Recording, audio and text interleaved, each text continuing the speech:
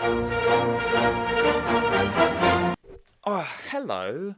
It's been a while. So last weekend, two very important events happened, the first of which being the reopening of Alton Towers for the 2022 season, along with pass holder day for Thorpe Park, and the second of which being the F1 Bahrain Grand Prix, the opening round of the 2022 Formula 1 season. The opening round for the new era of the biggest motorsport on the planet, unless you ask NASCAR fans, but let's be honest, they'll say that 1 + 1 is Busch Light or something like that. Theme parks and motorsport have this eternal bond through engineering innovation and also insufferable fan bases complaining about anything they get the chance to.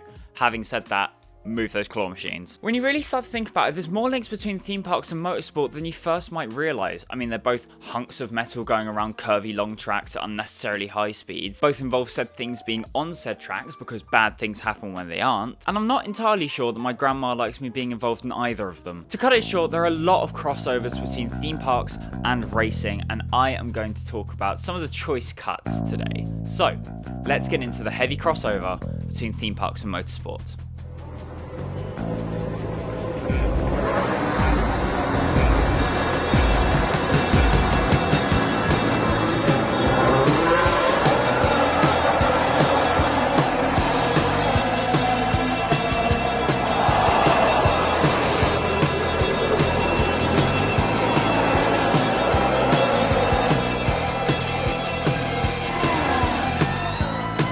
So if you follow my Twitter, which you certainly should, you'll know that it's no secret that I'm a big fan of motorsports. I drive fake cars around fake tracks for most of the week, and sometimes real karts around real track, but not as often because god it's expensive. And so's theme parks. Why did I just choose hobbies that bankrupt me? Why can't I have chosen like jogging or Kaplunk? Anyway, I feel like I'm in a good position to talk about this due to my love of motorsport, theme parks, and throwing music on there. I really do love everything that's on track.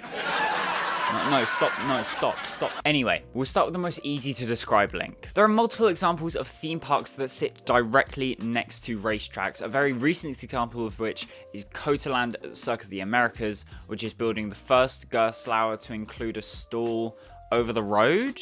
And these records are getting ridiculous now. I'm going to open up a ride in my garden. It'll be the first ride to jump over a bottle of fairy liquid. We'll see how that goes. That's all set up already. There's Suzuka Circuit in Japan, which features the awesome Adventure Drive, which is a ride that launches you depending on how hard the riders scream. There's Laurent, which is just a stone's throw away from Circuit Gilles Villeneuve in Canada, and we don't talk about you anymore. There's also the soon-to-be-built Six Flags Qiddiya, which is right next to the Qiddiya F1 circuit coming in the next few years, which, yep, that entire plan looks like it was drawn by an 8-year-old. They're playing on fucking sandbox mode. I'm honestly not sure if they've ever seen an F1 track in their life.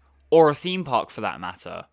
Or the faces of people looking at these plans. Anyway, it is pretty obvious to see why theme parks are built next to racing tracks so often, and it's because people going to racetracks often have a little bit more disposable income, so why not make a big day of it? Your event's only about 2 hours, why not make the rest of the day the theme park? To capitalise more on this, theme parks usually try and go for some sort of racing theme or cars theme or racing cars theme, you know where I'm going with this. The most famous example of this can be found in a place with more money than human rights violations, and trust me, that's a lot of money, the UAE. Ferrari World in Abu Dhabi sits comfortably behind the Turn 5 grandstand at the Yas Marina circuit, which is a favourite for Liberty Media helicopter camera operators everywhere. This park hosts the world's fastest roller coaster, Formula Rossa, a ride so good that it almost made Kimi Räikkönen show emotion. At least Seb looks happy. Clearly he didn't know what was coming in the next few years.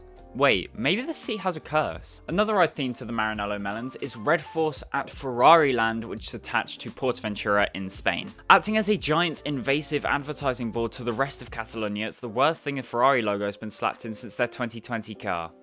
Again, sorry Seb. Now there are plenty of other motorsports outside of Formula 1, and so far I have just been talking about F1, so I will appease some of the other fans here by talking about one of the biggest, most influential racing sports in the world. A spectacle of high-speed stock cars racing around ovals and super speedways to win the cup at the end of the year and be seen by millions as an inspiration and the best in the world. I am of course talking about Pixar's Cars franchise. Disney's California Adventure in Anaheim has a whole area dedicated to McQueen and Chums, featuring the incredible Radiator Springs races where you and a bunch of other people ride in said cars around a dirty dust track.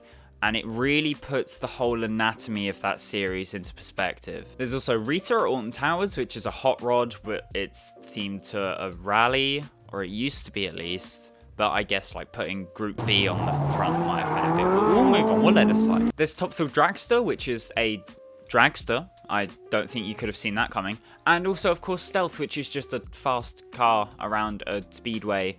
Yeah, they're getting a bit lazier. Silverstar at Europa Park also has a Formula 1 theme. It is a Mercedes AMG F1 themed ride with a little more public decency than the full frontal nudity that is Red Force. And there's even our bike racing rides with the 2019 edition of Desmo Race, a Maris bike at Mirabilandia, themed to Ducati bikes. Okay, fine, I'll talk about Dale. Dale Earnhardt was arguably the greatest NASCAR driver of all time, tragically killed in a crash in 2001 at the biggest event of the year, the Daytona 500. With 7 Winston Cup wins and a no bullshit attitude, Dale really took the hearts of the NASCAR faithful and earned the undoubtedly fitting Intimidator moniker. And if you don't see the importance of that, here it is. 9 full years after the Jet Black No. 3 ran its final race, 2 American parks opened rides dedicated to the memory of Dale. There's the Intamin Gigacoaster Intimidator 305 at King's Dominion, and the B&M Hypercoaster Intimidator at Carowinds. Moving on to another individual story, probably most famous example of a ride connected to a motorsport track is Ring Racer at the Nürburgring, an infamous ride that started life with a bang so loud that it shut the ride for 4 years. This ride is situated alongside the start-finish straight of the Nürburgring GP circuit, which then leads on to the world-famous Green Hell of the Nordschleife. The ride was a compressed air launch S&S coaster, which, you know, the problems are expected from the first coaster of their kind. Except it wasn't the first coaster of their kind. It was their 5th, with the first coming 12 years earlier. Previous iterations include Dodonpa, Hypersonic XLC, Extreme Russia, and Bullet Coaster, so you know, the 3 out of 5 is... No, it's actually a pretty shocking record. Yeah, so the ride had a planned public opening date of August 2009, and the ride actually opened in October 2013. On Halloween, to be precise, so October 31st, and the ride ran until November 4th, 2013. That's 4 days for those counting. So the story goes that way back in 2009, during the tests for the first opening, there were multiple explosions in the air launch system, shattering the windows of the nearby buildings and injuring several people. That pushed back the opening of the ride 4 years to 2013, and whether that also led to the closure of the ride 4 days later, I can't find. All I can find is that the park themselves have said that it would have been financially unviable. So there's that. So the ride stood in a stage of non-economic viability for 2014, 15, 16, 17, and the rest of time. Motorsport-themed rides are done for an obvious reason. It's one of the biggest and most passionate fan bases on Earth. Just spend one day on F1 Twitter to find out their passion. It'd be like theming a ride in America to an American football team, or theming a whole land in Spain to La Liga, or theming a ride in Finland to Porridge, I don't know. There are a few other weird examples, some of them coming a little closer to home, but some of them are quite insignificant, but there is one big one. Big one. Big one. Big one. It's big one. It's big one. The big one. In 2003, Jordan driver Ralph Furman piloted the EJ12 Jordan Formula 1 car down the tracks of the big one at Blackpool Pleasure Beach, which sounds a hell of a lot more enjoyable than driving that Jordan in 2003. Or riding the big one. The team at Pleasure Beach did show some quick thinking, having to replace the Benson & Hedges tobacco adverts on the car, so just removing a few letters to say "Be on Edge." What wasn't quick, however, was the ride. With the reduced weight of the car, there was less force pushing the car around the track, meaning that the ride was at risk of valleying at nearly every opportunity. In fact, I timed it. The time spent on the mid-course of this ride was over 5 times more than the fastest modern-day Formula 1 race pit stop. There are multiple other examples, such as the Engilandia Rally Team or the Dollywood NASCAR, but to be honest, if I was to name them all, we'd be here all day. there's a lot of crossover. It feels like motorsport has had a massive renaissance over the last few years, thanks to things like Netflix's Drive to Survive, bigger characters such as Lewis Hamilton, Max Verstappen and Lando Norris, and people having shit all to do with their weekends over 2020. Chances are, if you like theme parks, you'd most likely also be a motorsports fan. It's thrilling, it has the same engineering nerdiness, and it's bloody expensive. But no matter all of the money, it wouldn't exist without the fans behind it. Both things. Theme parks wouldn't exist without the guests, and motorsport wouldn't exist without the fans. There'd be no one watching. Speaking of no one watching, thank you very much for sticking around to the end of this video. Oh god. If you did enjoy it, please do leave a like and subscribe to the channel for more content. If you want to, you can also leave in the comments some other weird crossovers that you think might be applicable to theme parks, some of your hobbies or anything like that. That'd be cool.